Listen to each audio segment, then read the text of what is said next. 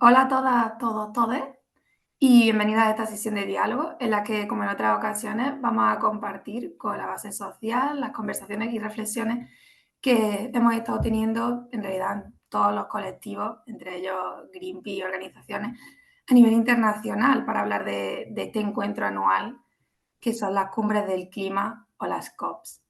Y bueno, para que conozcáis un poco, en el diálogo de hoy tenemos a Miguel Ángel Soto, que es el responsable de la campaña de bosque de Greenpeace. Hola, buenas tardes. Bien. Hola, Miguel Ángel. A Pedro Zorrilla, que es responsable de la campaña de cambio climático también aquí en Greenpeace. Hola, muy buenas.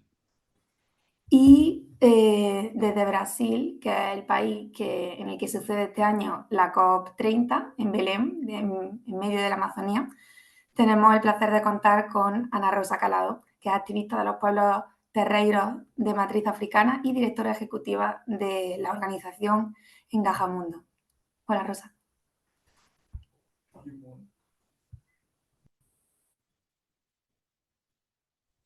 Hola a todos.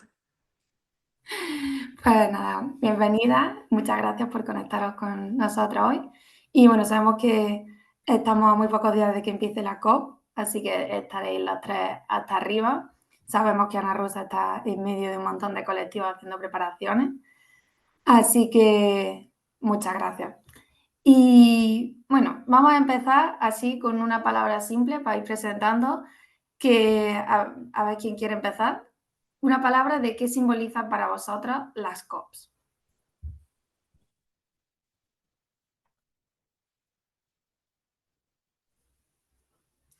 Venga, Perdono. ¿qué simbolizan las COPs para vosotras? Para mí, ¿cierto? Ujú. Bueno, una palabra. Movilización. eh, Nuevas rutas de poder. Yo creo que ese es. Potente. Miguel Ángel parecía que iba a decir una. Pues yo creo que necesitamos mucha esperanza y las expectativas siempre, aunque luego el final de las COP siempre se nos frustran, yo creo que la palabra esperanza es que siempre acudimos a las COP pensando que tenemos que avanzar, que tenemos que dar pasos, que el multilateralismo está obligado a poner soluciones sobre la mesa y por lo tanto esperanza es mi palabra. Y para mí la palabra es humanidad. Es un punto, creo, en el que se juntan muchas personas tratando de resolver o de trabajar juntas para cambiar un problema que nos afecta a todas. Así que me quedo con humanidad. Bueno, me encantan las tres, movilización, esperanza y humanidad. Ojalá se vayan realizando todas. Y bueno, vamos a empezar un poco con un bloque para situarnos a todas. Entonces, vamos a empezar con un poco de contexto. Así que vamos a ver a quienes conocemos el término de la cumbre por el clima, las COPs. Cuéntanos, Pedro, ¿qué son las COPs y por qué estamos hablando de ellas? Vale, muy bien. Pues las COPs es el acrónimo que en inglés les gusta siempre reducirlo todo a letras de Conferencia de las Partes. Son, las partes son en realidad casi todos los países del mundo, más una parte que no es un país, que es la Unión Europea, que siempre actúa como un bloque. Y entonces son 194 países más la Unión Europea más las propias Naciones Unidas. Todas estas son las partes que negocian. Bueno, y esa es la descripción del nombre. Y lo que son reuniones entre los gobiernos de todos los países del mundo con el objetivo de resolver el grave problema de la crisis climática que afecta a todo el planeta.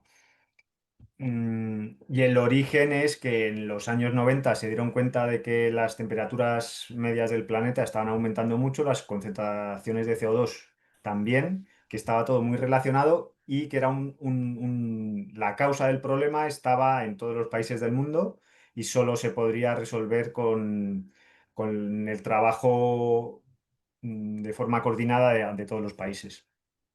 Y con lo cual bueno, tuvo lugar la Cumbre de Río en 1992, que fue una llamada de Naciones Unidas y de todos los países del mundo a ponerse a trabajar por el clima, por el cambio climático, por la biodiversidad y contra la desertificación. Cada uno de estos problemas se aprobó una convención para trabajar en conjunto estos tres problemas y comenzó a trabajarse en la de clima. Se organizó un grupo de científicos y científicas para analizar el problema y aportar datos a los gobiernos, que es el IPCC, el Panel Intergubernamental de Cambio Climático, que es una selección de científicas y científicos de todo el mundo que analizan los últimos descubrimientos sobre el problema del clima, del cambio climático, y aportan un resumen, intentan aportar un resumen de los últimos descubrimientos cada 5 años, para que los gobiernos, con la mejor ciencia, el mejor conocimiento del que dispone la humanidad, que es la palabra que me ha salido antes, puedan actuar en consecuencia. Comenzó en 1995 y bueno, esta mañana he tenido una charla en la que se han quedado muy impresionados los participantes porque más del 50% de las emisiones las hemos emitido la humanidad desde 1990, precisamente desde cuando se puso la comunidad internacional a tratar de resolverlo. En estos últimos 30 años se ha emitido la mitad del CO2 que hemos emitido como humanidad. Bueno, lo que quiere decir que todavía hacen falta llegar a mejores acuerdos, que sean más efectivos y a comenzar a reducir las emisiones producidas principalmente por los combustibles fósiles y por problemas como la deforestación. Son muchos, son muchos años realmente. O sea, la gente piensa muchas veces que lo del clima es también un poco una cosa nueva, ¿no? Con los nuevos movimientos y obviamente Greenpeace sabe que lleva mucho tiempo, pero las COP llevan ya 30 años, ¿no? Por eso están las 30 y como has dicho, el 50% de las emisiones llevan desde los últimos 35. Y obviamente nos queda mucho trabajo por hacer, de ahí que en estos últimos años hayamos seguido contribuyendo al problema, pero a nivel de logros, victorias, qué alcance, qué potencial tienen estas clases de COPs, ¿pueden funcionar? O sea, ¿salen objetivos cumplidos? Mm, Realmente sí que hay algunos objetivos cumplidos. Por ejemplo, Europa, Estados Unidos y España en estos últimos 20 años sí que hemos reducido nuestras emisiones, las emisiones que salen de nuestro país. El problema es que en otros países han seguido aumentándolas. Y el problema también es que las hemos reducido, pero demasiado lento para lo que se necesita. Em, entonces, bueno, y por ejemplo, otro beneficio real que ha habido es que sí que los países del norte global, que tienen más poder económico, sí que aportan ciertos recursos para que en otros países puedan adaptarse y puedan hacer la transición para reducir sus emisiones y abandonar los combustibles fósiles. Pero de nuevo, estas aportaciones son algo, es mejor que si no hubiese nada, pero son totalmente insuficientes. Y esas son las dos demandas básicas en las COPs. Que los gobiernos tomen medidas más efectivas para reducir sus emisiones y que los países del norte, que además son los que antes tienen que reducir sus emisiones, aporten fondos porque hay muchos países, por ejemplo, un caso que a mí me parece interesante es el de Colombia. Producen mucho carbón, una gran parte de los recursos públicos que tienen proviene de la exportación de carbón. Han declarado que quieren descarbonizarse, que quieren no tener que depender del carbón, pero necesitan recursos porque hay muchos trabajadores que dependen del carbón, muchos recursos públicos que dependen, necesitan buscar alternativas que les den eh, eh, eh, esos recursos que ahora sacan del carbón. Pues eso es lo que necesitan todos los países, además de adaptarse, porque como España, tras la dana de la que se cumple un año ahora, como las olas de calor de este verano, los incendios de este verano que han arrasado la península, estos impactos se están sufriendo por todo el planeta. Y y hay países con mucho menos recursos que España que necesitan dinero para reconstruirse, como Trasladana, y para poder adaptarse los cultivos, las viviendas para las nuevas condiciones climáticas que está trayendo la crisis climática. Y a nivel de participantes, además de todos los países, la ONU, imagino que científicos, organizaciones, GP está allí. ¿Quiénes son los actores? ¿Cuál es el rol de GP? ¿Por qué creemos que debemos de estar allí? Sí, Greenpeace y otras asociaciones y organizaciones de la sociedad civil tienen un papel clave, están reconocidas oficialmente que forman parte de las COPs y tienen un papel clave. Hacemos de testigos, vemos lo que los países están hablando, lo transmitimos al resto del mundo para que cada ciudadanía sepa lo que su gobierno está decidiendo o defendiendo. Y, y hacemos y otra labor muy importante que hacemos es la de aumentar la ambición, presionar a los gobiernos para que tomen una postura más ambiciosa, con mayor reducción de emisiones, mayor aporte de financiación, mayores esfuerzos de negociación. Y por eso no podemos dejar de ir. También van representantes de empresas, de las grandes empresas de petróleo y de gas, y también van representantes de países que tienen muchos intereses en esta industria y que no quieren abandonar esa gallina de los huevos de oro que tienen, que por otra parte nos está llevando a la ruina al resto del planeta. Sí, lo cierto es que, como dices, muchas veces aparecen países o empresas con esa clase de intereses que realmente representan una minoría, porque la mayoría de la población apoya la acción climática y, como dices, se ven afectados por ella en el día a día, por la crisis climática. Entonces, ¿qué papel como ciudadanos hemos tenido, solemos tener, podemos tener en estas COPs? Pues tenemos también mucho papel, porque los gobiernos sí que se ven muy influidos por su opinión pública. Cuando hacemos declaraciones, cuando traemos temas a los medios de comunicación, cuando hay unas manifestaciones muy grandes, los gobiernos lo tienen muy en cuenta y varían sus posiciones realmente. Entonces, yo llevo yendo tres años con Greenpeace, este será el cuarto, y sí que veo realmente que sí que es útil y necesario que estemos allí. Y tanto allí, digo físicamente en las negociaciones, como presionando en la calle, en las movilizaciones, organizándonos, presionando, estando atentos y presionando a los gobiernos, que sepan que estamos atentos, pendientes de ellos para que tomen las decisiones realmente efectivas. Pues allí in situ tenemos a Ana Rosa, que cuéntanos, porque, bueno, ¿qué tal va la preparación? Sabemos que en los países que acogen la COP siempre tienen mucha tarea a la hora de hacer estos esfuerzos, esta presión de la que habla Pedro. Y además, este año en Brasil hay mucha participación de comunidades que otras veces no han estado, ¿no? Se dice que los pueblos originarios y las comunidades tradicionales son los que custodian el 80% de la biodiversidad de la Tierra. Entonces, ¿qué voz han tenido históricamente estos grupos? ¿Qué decisiones pueden tomar o aportar? ¿Cómo pueden aportar en estas COPs? ¿Y cómo se pueden hacer oír? Bueno, yo estaba hablando ayer con algunos amigos acerca de eso también, porque ¿cuál es lo gaño mayor que tenemos? ¿Cuáles son las ganas que tenemos también de movilizaciones acerca adentro de la COP? Porque nuestros amigos, nuestros compañeros no van a adentrar todos en la conferencia. Yo no voy a adentrar en la conferencia porque no tengo credenciales o alguna cosa así. COP también nos deja de ser un espacio multilateral. Y, y ese también es un espacio que nos fue hecho para que nosotros estemos allá compartiendo todas nuestras experiencias o teniendo espacio de voz también. Entonces el vocero sigue siendo con blancos, con las personas que están veniendo de otros espacios para adentrar acá.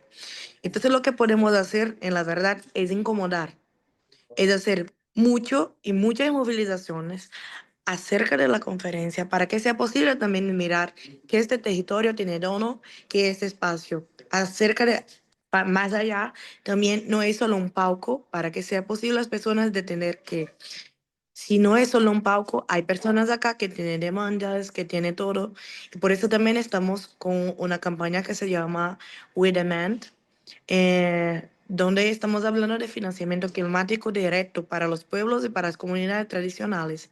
Y con eso nuestra principal técnica de incidencia es a través del activismo de acción directa. Entonces, estamos preparando acciones para de manera directa también confrontar todo lo que están esperando que nosotros no vamos a hacer, porque no estamos solo para mirar los espacios, decirme qué lindo la zona verde, qué lindo lo está todo, qué estructura grande, pero así como también lo decir que es posible, sí, construir otras copias que no sean los espacios oficiales. Es lo que estamos haciendo. La copia del activismo es otra y nos estamos protagonizando y construyendo también con muchos parceros o con personas que también están en otros espacios para crear que nuestra copia sí sea sobre nosotros. Y ahí poder también crear herramientas y tantas otras cosas que puede ser posible. También crear un espacio de disputa de narrativas porque estamos disputando tanto con los agropecuaristas de Brasil, contra los que no están de nuestro lado cuando se piensa en la defensa de la naturaleza, cuanto también con los blancos del norte global, de todos los otros espacios. Entonces nuestra guerra, en final de las cuentas, es de quien detiene el poder. Y con eso también estamos haciendo una gran movilización para que desde la Amazonía, Latinoamérica también, sea uno de los grandes portes y fuertes que va a construir nuevas pontes y conexiones para que en la COP31, en la COP32, nosotros también miremos los legados de todo lo que estamos haciendo. Entonces, para nosotros la COP30 es muy y re importante, pero la COP31, 32 33 también tiene a ver con lo que vamos a hacer para que el futuro también se quede mejor. Y, y bueno, el juego está ahí. Y la principal herramienta que vamos a tener es nuestra arte, es la manera que podemos también construir herramientas que pues, las personas miren que estamos ahí. Y con eso la ciudad no es solo nuestro palco, como también hace parte de nuestra intervención directa.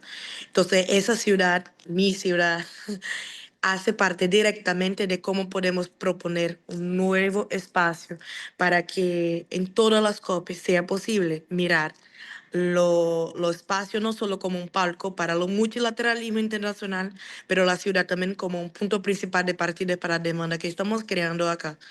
Entonces, bueno, yo creo que sea un poco de eso, pero lo más importante para nosotros, sin duda alguna, es empezar a trabajar juntos. Latinoamérica tiene una gran dificultad de hacerlo porque tanto de la lenguaje en Brasil se queda muy isolado todo el tiempo.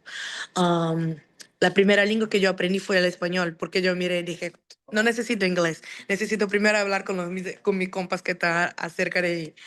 Y bueno, la economía y tantas las otras cosas que de una manera o de otra nos pone tan lejos y la COP30, sin duda alguna, es una puerta para que sea posible los pueblos trabajar juntos y mirar en que hay mucha tecnología para aportar. Y esas tecnologías tienen tech sociales para intervenciones, tienen capacidad de movilización global. Entonces, no es sobre solo los espacios locales que estamos hablando, es de cómo nosotros también podemos enseñar y aprender con el mundo todo, cómo podemos hacer movilizaciones y así cambiar el multilateralismo al mismo tiempo lo que ONU trae para nosotros como importante, que es posible hacer para que las Naciones Unidas y tanto los otros espacios como COP, que ya tiene 30 ediciones y ni siquiera llega a lugar alguno.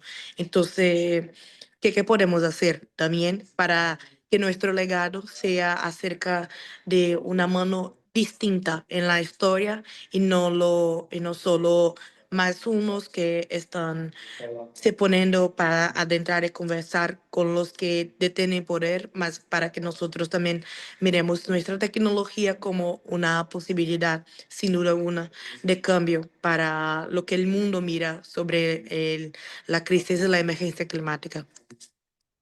Bueno, es eso. Oh, muchas gracias. O sea, impresionada. Ya después la COP de 2019 que hubo en España, sabemos el esfuerzo que hay detrás y más con la pretensión de unir todos los pueblos y unir a Brasil con Latinoamérica, escuchar vuestras voces. Estáis haciendo un trabajo muy grande y me quedo con eso que has dicho de que vuestra labor es sobre todo incomodar y también el generar esa alternativa, ¿no? Esa COP de activistas, por otro lado. Me encanta. Y bueno, queríamos también preguntarle a Nanki, porque este año es la COP número 30, como ha dicho Ana Rosa, y vamos a por la 31, 32 y 33, pero nos gustaría que bueno, realmente desde el Acuerdo de París, este era un poco el ecuador de la década decisiva, ¿no? Entonces, también en esta COP que se encuentra también en el Ecuador, ¿qué implicaciones tiene que estemos en 2025 en la COP30, Nanki? ¿Por qué es tan importante? Bueno, primero estamos en un continente eminentemente forestal, que conserva comunidades indígenas, territorios históricos y comunidades, los ribeiriños, los quilombos. Hay toda una riqueza cultural de pueblos que viven de la selva, de las sabanas, de los cerrados, del pantanal. Es decir, estamos hablando de un continente que sufre la deforestación. Y la ciudad de Belén está dentro de la región amazónica. La ciudad de Belén está cerca relativamente, porque solo en la Amazonia, en la región amazónica brasileña, cabe toda Europa. Siempre me gusta poner este ejemplo para decir que estamos hablando de todo un continente dentro de un continente, ¿no? Belén está relativamente cerca de la desembocadura del río Amazonas. Pero está dentro del bioma amazónico, es decir, estamos hablando de la primera cumbre que se celebra en una región eminentemente forestal que está sufriendo la lacra de la deforestación.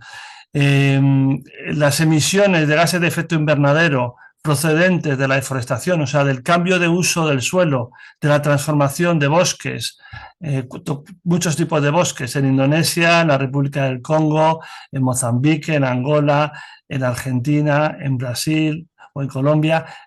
Esta transformación de los bosques básicamente va destinada al cultivo, a la transformación para el sector agropecuario, ¿no? Nuestro sistema agroalimentario tiene una gran cantidad de emisiones de gases de efecto invernadero porque necesitamos soja, aceite de palma, café, cacao, caucho, chocolate, etcétera, ¿no? Bueno, ya he dicho el cacao es el chocolate. Bueno,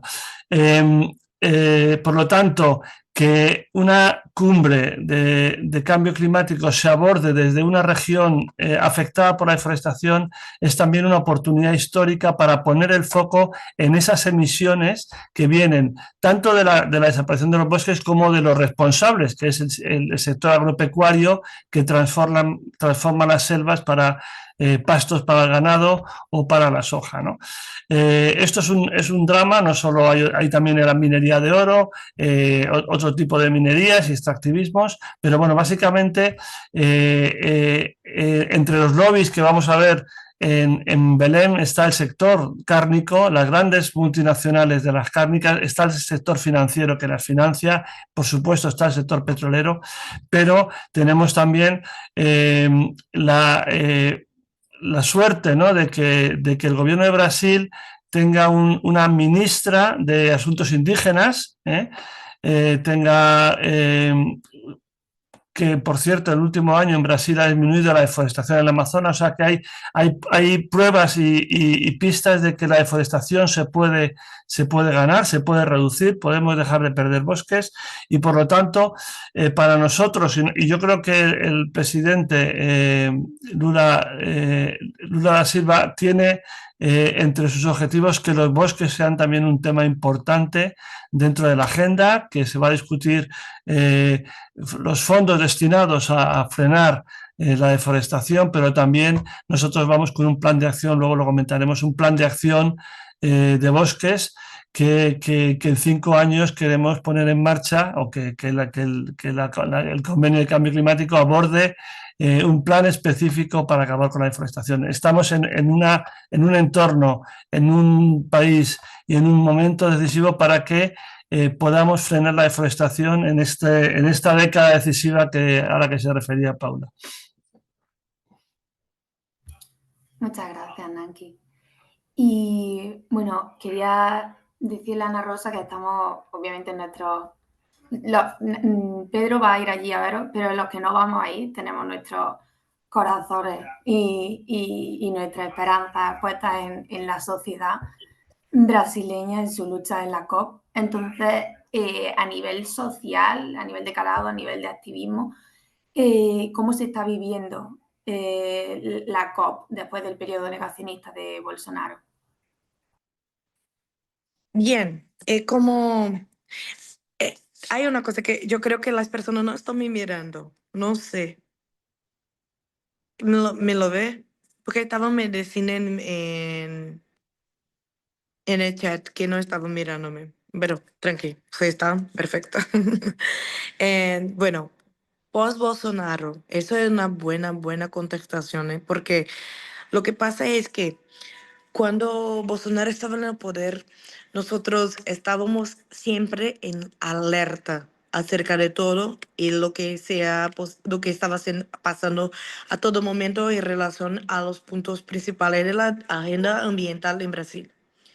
Lo que pasa ahora es que después tuvimos la sensación de que estábamos un poco más protegidos y con eso también nuestra llena estaba muy más tranquila, ya que tenemos ya una persona como Lula en poder que está con un gobierno extremadamente representativo y que tiene mucho poder y liderazgo también acerca de la agenda.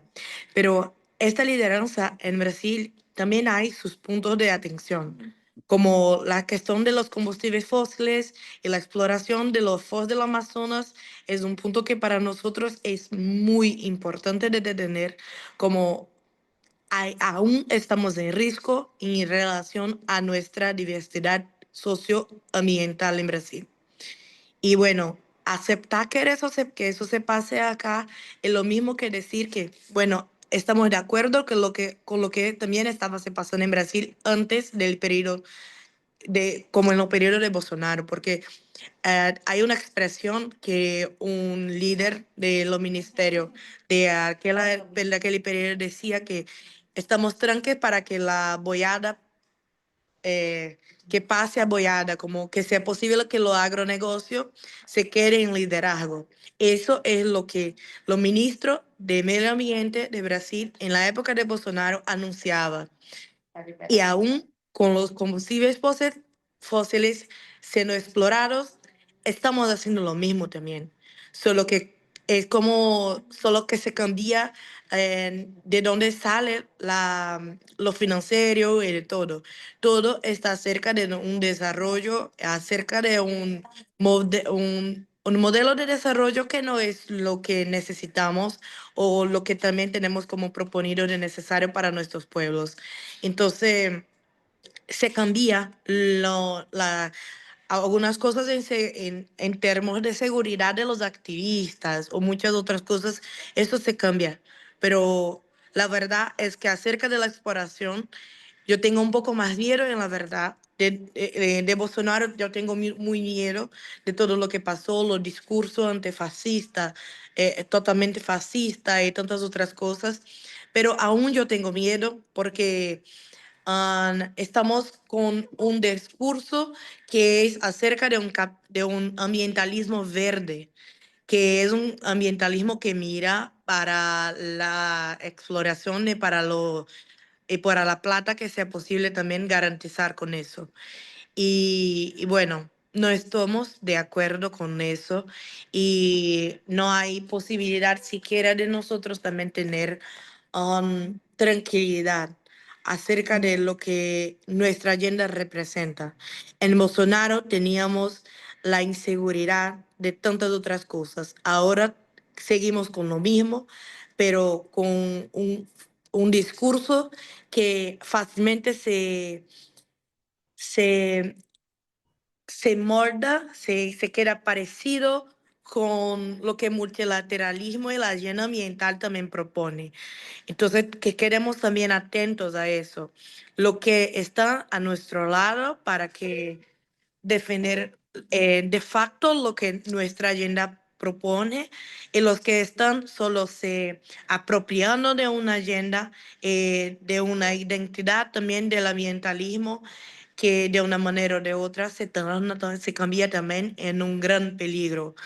Entonces, aquí tenemos líderes de distintos lugares, inclusive el gobernador del estado de Pará tiene un gran histórico de tener muchas sierras en el Pará y así tenemos gran problemas. Entonces nuestros líderes de los gobiernos, de tantas otras cosas, que están haciendo discursos verdes, en la verdad y en la práctica no lo hacen. Entonces... Eso sigue siendo un miedo, esto sigue siendo un peligro, esto sigue también siendo agenda para nosotros de combate.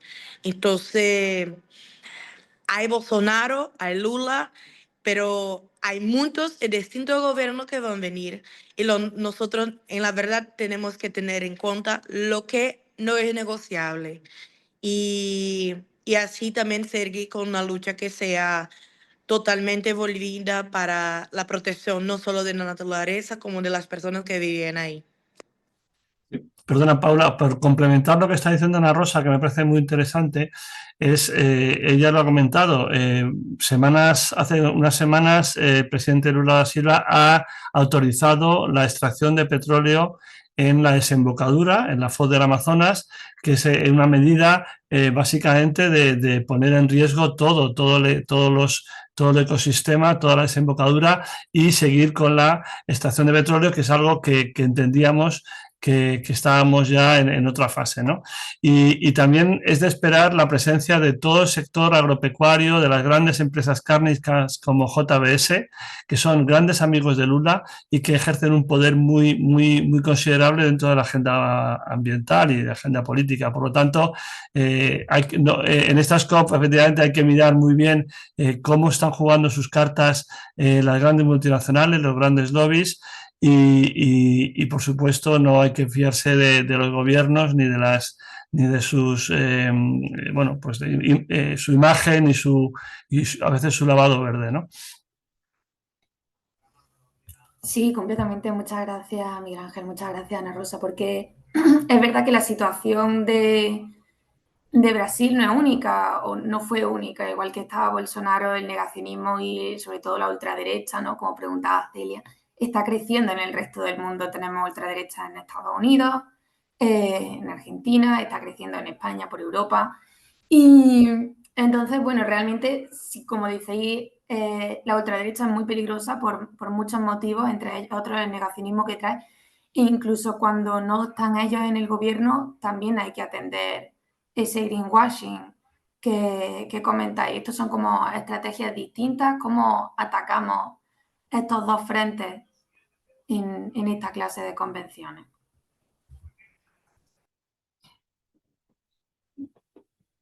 Pedro. Bueno, pues sí, es bueno, otro problema que se está añadiendo comparado con hace unos años. Y creo que está todo relacionado, que el poder que ejercen grandes empresas, grandes multimillonarios, el sector, la industria de los combustibles fósiles, está todo muy relacionado y una muestra es el papel que está teniendo Trump de defensa a ultranza de los combustibles fósiles. En parte puede ser porque se sientan amenazados realmente, que esta acción climática que llevamos tantos años luchando por ella, poco a poco se va abriendo paso y se van viendo alternativas y pueden empezar a ver que está en riesgo. Y entonces se revuelven todavía con más fuerza.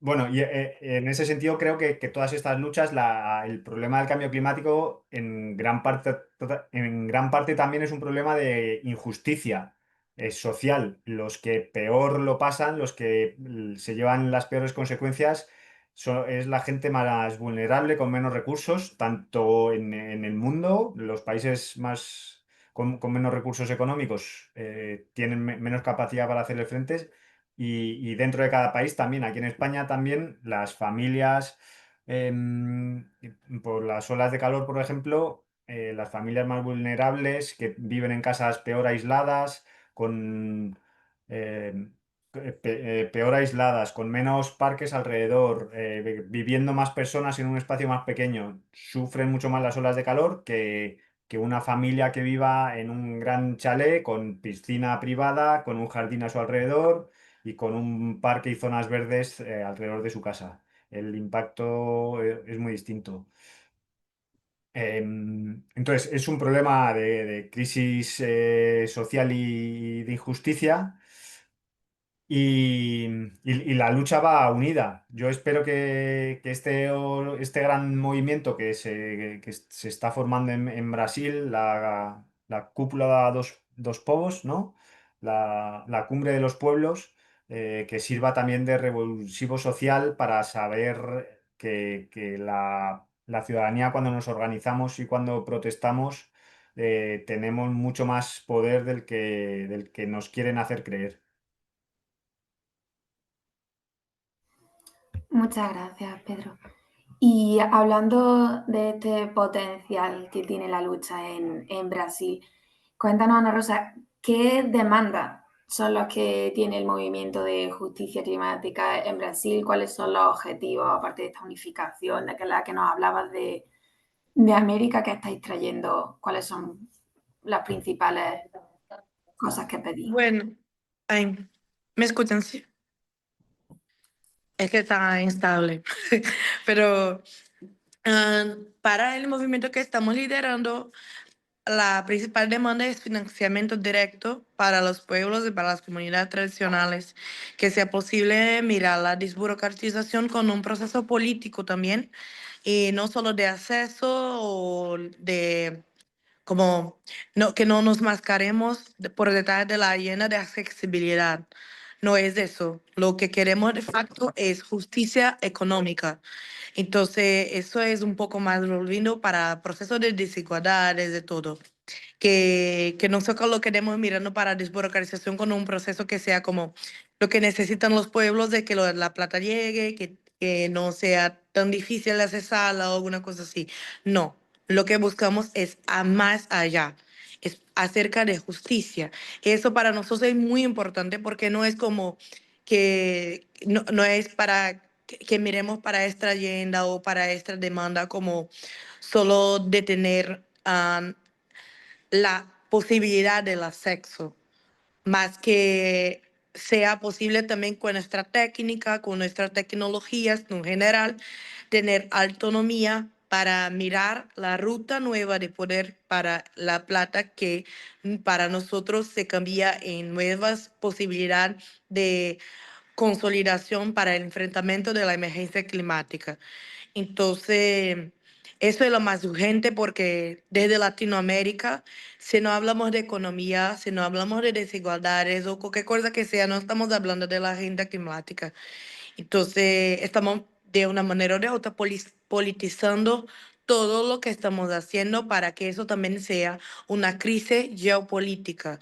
Entonces, no es solo sobre la cantidad de desastre o todo lo que está haciendo. Ya tenemos las soluciones y solo necesitamos proponer autonomía y todas las otras tecnologías existentes acá, como también para también estar en disputa de narrativa global sobre lo que es la solución para el mundo acerca de la emergencia que vivimos. Entonces, eso para nosotros es esencial, que sea posible que los pueblos latinoamericanos estén con las herramientas necesarias para estar en disputa sobre la narrativa global que es cerca la discusión climática. Y para eso, la plata, la financiación, el financiamiento de lo intelecto local, el financiamiento de las tecnologías que ya proponemos, sea también que esta calidad de todo sea decidido por nuestros técnicos que ya están acá, nuestras personas que tienen saberes locales, nuestros ancestrales y tantas otras cosas que tienen mucho y mucho a enseñar para todo el mundo. Entonces, para nosotros eso, sin duda alguna, es muy importante, porque podemos hablar de adaptación, podemos hablar acerca de los efectos extremos, de mitigación y tantas otras cosas, pero si no impulsionamos nuestros puntos principales y centralidades de conocimiento, siempre las soluciones van a venir de lo nuestro, del norte global. Y eso, sin duda alguna, no es justicia, no es justicia climática. Entonces, queremos lo práctico, y no queremos también que vengan a decir lo que tenemos que hacer o alguna cosa así. Es distinto. Nuestra solicitud es totalmente distinta de lo que estamos construyendo cuando hablamos de las agendas multilaterales. Es totalmente acerca de lo que podemos hacer y lo que ya estamos haciendo para enfrentar lo que se pasa aquí. Y cómo eso también propone nuevos intercambios con distintos otros países, con distintas otras regiones del mundo y como miremos, por ejemplo, el continente africano es un gran ejemplo de lo que podemos hacer para poner Latinoamérica en otro patamar de disputa de narrativas. Entonces, que miremos como que sea nuestro espejo, que miremos como ejemplo también espacios como nosotros tuvieron que llegar y caminar muy, muy duro para llegar donde llegaron. Que el espejo de Latinoamérica sean los que también sufrieron y sufren lo mismo que nosotros.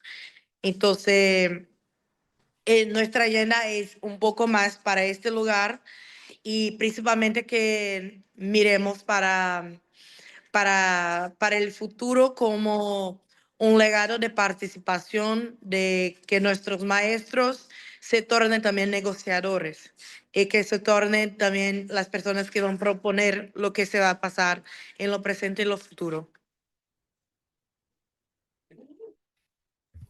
Muchas gracias, Ana Rosa. Me queda como que la importancia que ha hablado de la financiación, de la autonomía, de la justicia. Creo que es entendible que para el movimiento social de Brasil sean estos como los grandes temazos y los importantes temas de la COP. En una frase, Miguel Ángel, Pedro, ¿podríais decirnos cuáles creéis también que son otros grandes temas que hay aquí en la COP? Mira, yo voy a dejar la palabra a Pedro que siga, pero Ana Rosa me ha recordado esta expresión muy de la lucha contra el cambio climático, que es las responsabilidades comunes, pero diferenciadas, ¿no? Como los países que han provocado el cambio climático son los países desarrollados, los países que tienen un nivel y un Producto Interior Bruto muy alto y que son los grandes emisores de gases de efecto invernadero en la producción de energía, en la extracción de petróleo, en el transporte. Por lo tanto, son ellos los que deben financiar la adaptación, ellos que deben hacer el mayor esfuerzo en la mitigación y aunque esos 194 países más los bloques tengan que tomar compromisos, está claro que quienes tienen que hacer el mayor esfuerzo e incluso poner el dinero encima de la mesa son las grandes potencias, ¿no? Y por ahí van algunas de nuestras demandas, ¿no, Pedro? Sí, eso es. Una de nuestras demandas es aumentar la financiación en este sentido de los países del norte global para que llegue a los del sur de forma efectiva. Y para ello, una de las medidas que estamos reclamando también es que se impongan nuevos impuestos a la industria fósil, a otras grandes industrias contaminantes y a las grandes fortunas. Son las que más responsabilidad tienen en crear el problema, siguen beneficiándose, siguen recibiendo beneficios de miles de millones de euros cada año, mientras que las consecuencias negativas las sufrimos la ciudadanía en forma en muy distintas formas y con diversos grados de gravedad. creemos que es justo hacerlo. Y además, legalmente también se está viendo cada vez que legalmente tienen esa obligación. La Corte de Justicia Internacional y el Tribunal Europeo de Derechos Humanos han dictaminado que legalmente, para defender los derechos humanos, los países que más han contaminado y las empresas que más han contaminado tienen la obligación legal de pagar, de aportar para compensar el daño que están produciendo. Ese es uno de los objetivos de la COP. Otro es también que los nuevos planes, bueno, que que revisen los planes climáticos que han presentado este año y que siguen siendo escasos, no cumplen con la ambición necesaria, y que esos planes incluyan fechas concretas para acabar con los combustibles fósiles, que en España reclamamos que se acabe con el carbón en 2030, con el gas en 2035 y con el petróleo en 2040. Y la tercera gran demanda que tenemos es que se apruebe, que lo ha mencionado antes Miguel Ángel, que es que se apruebe un plan para acabar con la deforestación antes del año 2030, para que en el proceso de Naciones Unidas se coordinen todas las medidas que hay y y que se aprueben las medidas concretas necesarias para que el proceso de deforestación se pare antes del año 2030. Dado que estamos en la Amazonía, que la COP tiene lugar en el corazón de la Amazonía, creemos que es el año, la comunidad internacional, la sociedad civil lleva muchos años reclamando esta medida, y creemos que este año, con el empuje y el interés particular que tiene Lula, el pueblo brasileño, que es donde tiene lugar la COP, puede ser posible. Sí, yo entre los temazos que veo va a ser que muchas de las demandas y muchas de las voces que van a ser escuchadas, incluso dentro de la zona oficial, va a ser líderes indígenas de todo el mundo. O sea, yo creo que por primera vez, bueno, no es por primera vez, pero yo creo que va a haber una presencia y unas voces muy numerosas de los pueblos indígenas, que son los que nos han dejado a lo largo de la historia como legado esas grandes selvas y bosques en todo el planeta. Por lo tanto, ellos son los defensores, los protectores, los que, como decía Ana Rosa, conocen las prácticas tradicionales, la forma de gestionar los ecosistemas, los que tienen ya las herramientas técnicas para para gestionar su propio territorio. Por lo tanto, deberían ser ellos y ellas las que tomen la voz en la COP y digan esto, así como es que queremos gestionar nuestros territorios, ¿no? Muchas gracias. Me quedo con todos los temas que habéis dicho de financiación, deforestación, justicia y así la visión general, ¿no?, que tenemos que mantener todos en mente cuando hablamos de la crisis climática, y es que el extractivismo y el colonialismo están en el corazón de todo esto, ¿no? La explotación de los pueblos y de la tierra van conjuntos. Y a nivel de estas voces de pueblos indígenas, de comunidades que están siendo afectadas, que están hablando y haciéndose oír en la COP, ¿cómo podemos escucharlas? ¿Cómo podemos saber qué es lo que está ocurriendo? ¿Cómo podemos saber si las están escuchando? ¿Qué canales y formas hay de que desde la sociedad estemos al día de estas negociaciones? Para que la sociedad en España esté al día de lo que va ocurriendo día a día allí.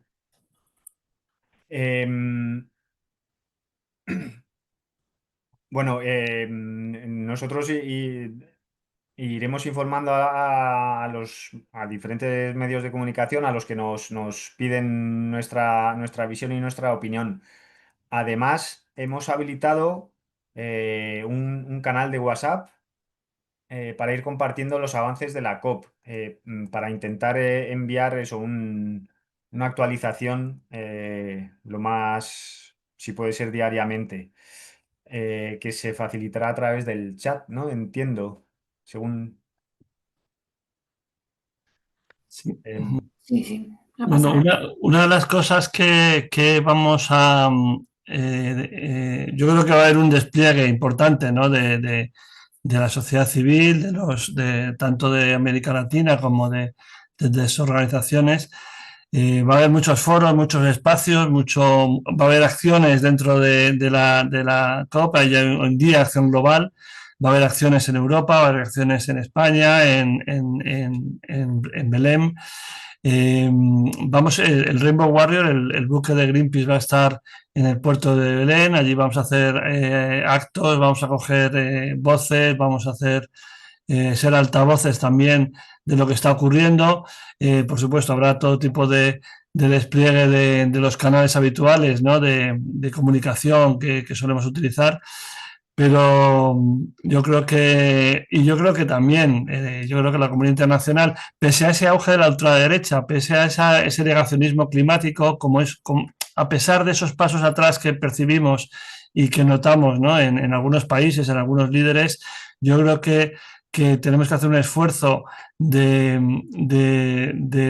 esperanza, y que esa cumbre sea nuevamente una defensa de las soluciones colectivas, de afrontar los problemas globales de manera colectiva, de buscar soluciones, de buscar financiación, de dar voz a los vulnerables, de dar voz a las poblaciones indígenas. Y yo creo que cualquier herramienta, cualquier acción aquí o allí va a sumar, y yo espero que haya un interés en los medios de comunicación por recoger precisamente en un mundo en crisis, en un mundo que se desmorona en cuanto a los grandes acuerdos y a los grandes compromisos internacionales. Yo creo que es el momento de que los países que no se han bajado del carro remen a favor, ¿no? Yo espero que los grandes los responsables, los ministros, las primeras figuras de las naciones estén allí dando un mensaje de que el Acuerdo de París está vivo, que tenemos que evitar que se repita el calentamiento por encima del 1,5, que no renunciamos al objetivo de rebajar o de no llegar al 1,5 de temperatura media global, y que sabemos las herramientas, sabemos que la transición energética, acabar con la deforestación, cambiar el modelo agroalimentario, o sea, tenemos que volver a hacer valer nuestras voces de muchas maneras, y yo creo que Ana Rosa ha contado algunas, nosotros tenemos también ideas. Y bueno, nosotros desde luego Greenpeace va a poner todos nuestros recursos, nuestra propia directora ejecutiva de Greenpeace España va a estar allí, van a estar otros directores, vamos. Y nada, nuestra oficina de Greenpeace Andino, gente de Chile, de Argentina, de Colombia, va a estar dándolo todo. Se suma también Greenpeace Portugal, una oficina que ha nacido este año, que se suma a la oficina regional nuestra, o sea, somos Greenpeace España y Portugal. En fin, estamos todos trabajando un montón y con bastante expectativa, y queremos que sirva, que sean pasos adelante, y que bueno, pues ¿cómo vamos a saber que estamos ahí? Pues permanezcan atentos a las redes sociales. Sí, eso iba a decir, que también con nuestros propios medios, con blogs y con comunicados de prensa, con blogs y con las redes sociales, iremos compartiendo también todo lo que consigamos hacer. No hemos comentado que tenemos una avioneta, gracias a un donante de Greenpeace en Reino Unido. Desde hace un tiempo tenemos un hidroavión que es capaz de aterrizar creo que es un hidroavión, en el río, es decir, en cursos de agua, pero puede sobrevolar extensiones de la Amazonía para poder documentar la deforestación, los problemas ambientales, para poder incluso a veces llevar ayuda a comunidades y a pueblos indígenas. Y creo que vamos a poder también llevar a periodistas y gente que luego pueda comunicar lo que está pasando en esta región. También el sábado 15 de noviembre es cuando va a haber las grandes manifestaciones en todo el mundo para apoyar desde la calle un acuerdo ambicioso. tanto en Brasil, que habrá una gran manifestación, como aquí en España, en Madrid y en distintas ciudades. Oh, muchas gracias por todos los spoilers. Así estamos situadas y nos queda claro que el 15 es el día para que todas desde casa busquemos la movilización más cercana. Hay que apoyar a... Seguro que Ana Rosa está en la lucha allí, en la gran movilización que hay en Brasil, y nosotros desde cada una de nuestras ciudades es el momento de apoyarle.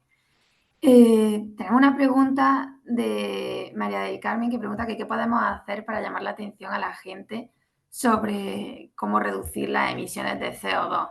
Entiendo que viene también un poco por los datos esos que has dicho al principio, ¿no, Pedro? De cómo en estos últimos 30 años, 35, hemos emitido tanto como todos los miles de años anteriores.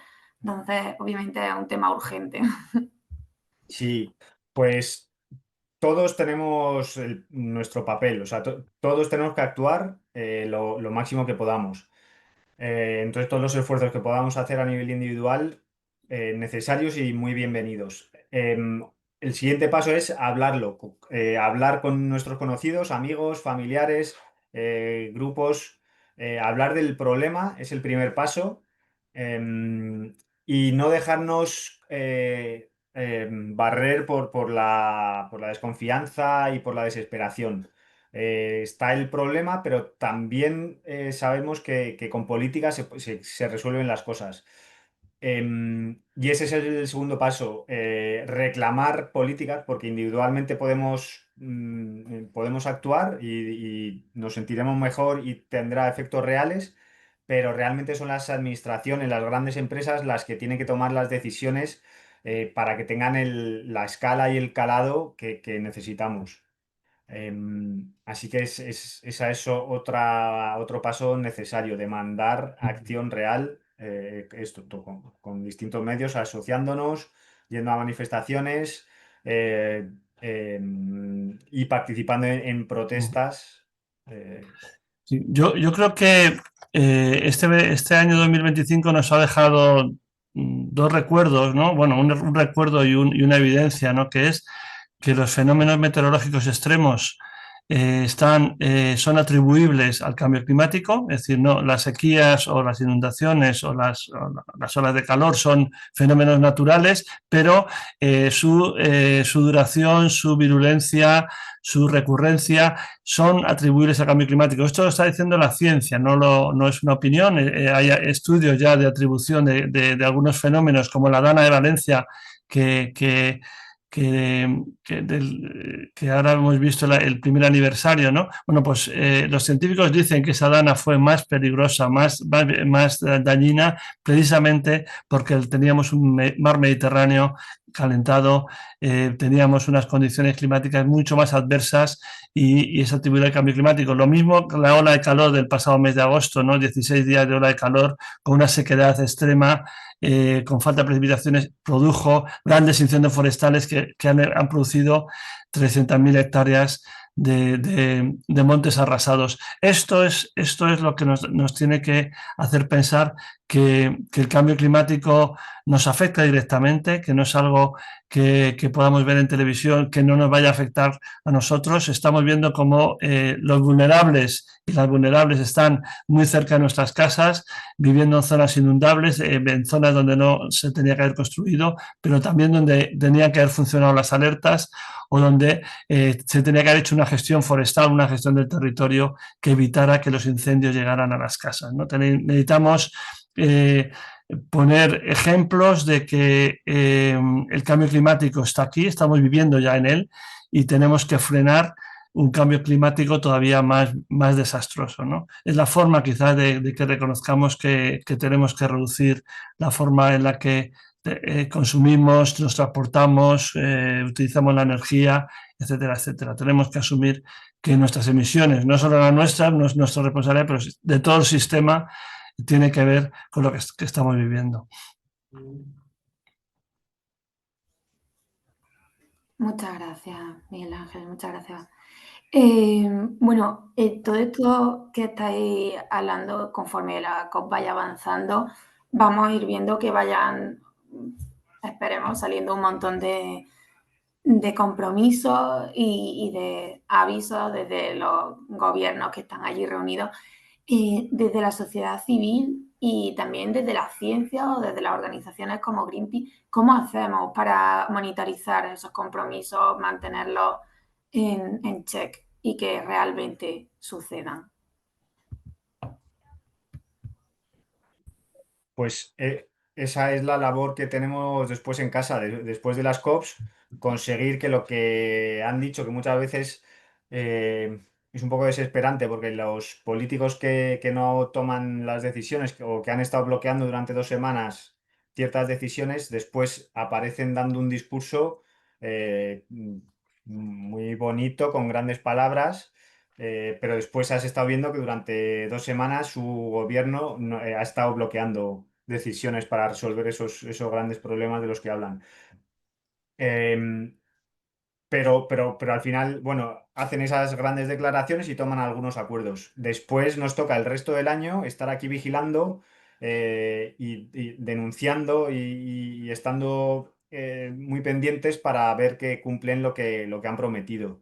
Y ese es el trabajo del día a día en el que también la ciudadanía estamos en desigualdad con las grandes industrias. Las grandes industrias dedican mucho tiempo a imponer su agenda, a imponer las decisiones que les benefician en el corto plazo directamente, y mientras la ciudadanía tenemos unos recursos mucho más limitados.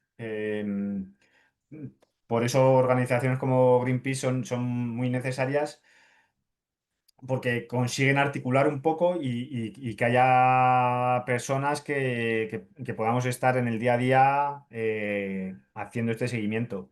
Pero hay muchas otras formas, eso, pues reclamando. Hay que tomar medidas tanto a nivel estatal como a nivel de comunidad autónoma y a nivel de municipio. Los municipios tienen muchísimas herramientas para conseguir reducir emisiones, abandonar los fósiles, conseguir una vida más saludable en las ciudades, más amable, más sana, y se lo tenemos que reclamar por, bueno, no siempre toman las decisiones en este sentido, vamos, en muchas ocasiones que tras las últimas elecciones municipales en algunos municipios quitaron los pocos carriles bicis que existían. No sé, Nanki, si quieres completar. Y no, yo creo que es importante que entendamos que después de las COP queda ese trabajo de verificación de los compromisos en forma de estos informes anuales, no, esos informes que tienen que, creo que ser del año que viene tienen que hacer ¿qué año es, Pedro, en el que tienen que presentar todas las naciones los planes nacionales? Estás mutado, Este año lo tenían que haber presentado en febrero, sus planes nacionales. Lo han presentado muy pocos países, en parte porque la Unión Europea, que suele actuar de líder climático mundial, aunque siempre se quede corto, no lo presentó en febrero, y eso hizo que muchos países se hayan retrasado. Y hoy están las ministras y los ministros de la Unión Europea reunidos en Bruselas para conseguir acordar un objetivo de reducción de emisiones para el 2035 y el 2040.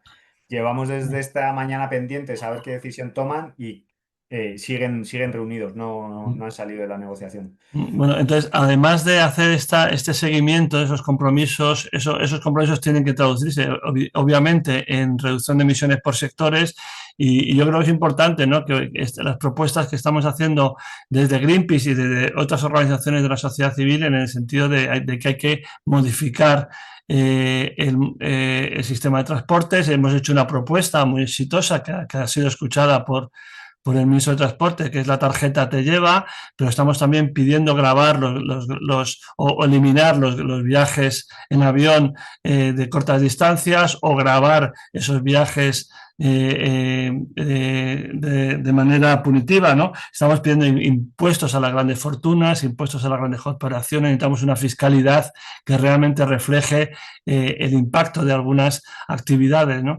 Y yo creo que evitar la destrucción de los sumideros, como son los bosques y los ecosistemas forestales, ir hacia un modelo agroalimentario y una dieta que reduzca la ingesta de proteína animal, son propuestas que ya están en la calle, que ya están siendo debatidas, que ya aparecen en textos legislativos. Se ha celebrado en la Unión Europea y también en España espacios de debate parlamentario sobre el decrecimiento, ¿no? Por lo tanto, construir, decía hablar Ana Rosa de las narrativas, ¿no? Pues también en el occidente rico, en Europa y en España, estamos teniendo narrativas de decrecimiento para que podamos vivir bien, llegar a un bienestar y a un buen vivir desde parámetros diferentes al Producto Interior Bruto. Necesitamos reducir la cantidad de veces que nos transportamos, hacerlo de manera más eficiente, consumir menos carne y bueno, pues tener una calidad de vida defendiendo el sistema público, pero que sean los grandes contaminantes los que paguen la factura. Muchas gracias. Veo claramente que, bueno, que es un problema que hay que luchar desde todos los ángulos, un poco como ha dicho Pedro, con todas las temáticas que ha mencionado Miguel Ángel y un poco de siempre como teniendo esa visión de justicia social y climática que ha mencionado Ana Rosa. Aquí me acordaba de una frase que me gustaba mucho de Greta, que en algún momento le preguntaban como, oye, esta solución, ¿qué piensas de ella para la crisis climática? O esta otra, esta alternativa. Y al final ella decía, sí a todo. O sea, estamos en una situación en la que hay que, cada uno con lo que pueda, hasta donde llegue y todas las soluciones a la vez. Entonces, muchas gracias por impulsar este momento de reflexión y nos toca a todas, desde cada uno nuestro ángulo, ir con nuestras soluciones. Os vamos a dejar una encuesta para conocer vuestra opinión y hacer nuevos encuentros como este.